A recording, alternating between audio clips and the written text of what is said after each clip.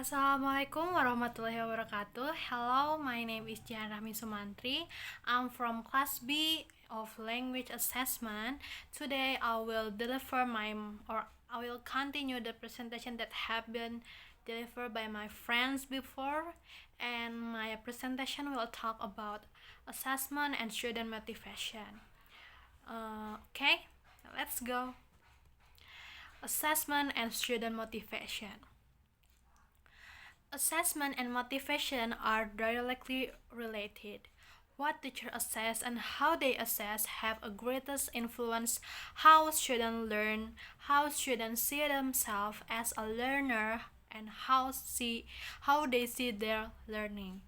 It is important factors in the process or in the middle of learning process. Teachers use both assessment for learning and assessment of learning. This combination requires teachers to use both summative assessment that involving the evaluation of learning with a mark or a score, and a formative assessment providing quality feedback. And you might be wondering, what is summative assessment and what is formative assessment? What is summative assessment? Summative assessment is a more formal method of testing student knowledge about a previously learned concept or unit of study. This type of evaluation is also commonly given at the end of the quarter, during the middle of the year as a final cumulative exam. Summative assessment gives the instructor an idea of how much content the student have retained and may use the result to determine effective learning and teaching technique for the class. And next is, what is formative assessment? Formative assessment, also known as assessment for learning, is a method of assessing pupils or a student while learning is happening rather than at the end of topic sequence of lesson or summative assessment. Formative assessment can be conducted through a variety of methods such as target questioning, exit question, and recap starter activities, or peer and self-assessment that promotes reflection and the sharing of knowledge. And next is, there are three main aspects of assessment that it's really important in the process of assessment. To support students' learning and motivate them to learn, three main aspects of assessment highlight the relationship between assessment and motivation.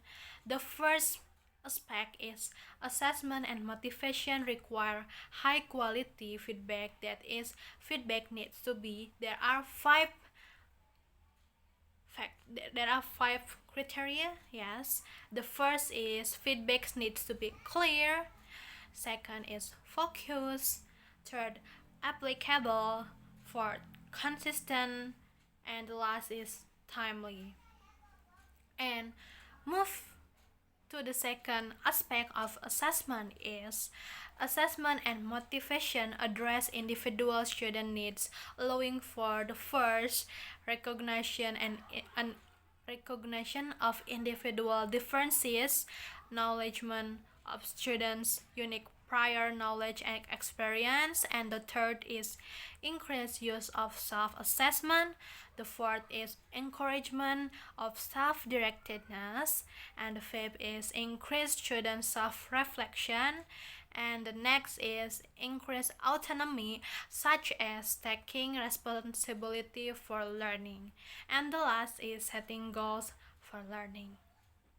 And the last aspect that there's in assessment is, assessment and motivation engage students by, the first is making assessment real, for example, contextual to students. Second, offering choices in assessment tool, and procedure. And the third is supporting their connection with sense of belonging to a learning community. And the next is including them in assessment of process. And the last is creating collaborating assessment practice where students see teacher as their allies or there as the same as community as them. Maybe that's all from me from my presentation. I'm sorry if there are noises or something that missing in the material that I deliver. I'm sorry, and anywhere you are right now, wherever you are right now, I hope you always stay safe and stay healthy. Thank you. Wassalamualaikum warahmatullahi wabarakatuh.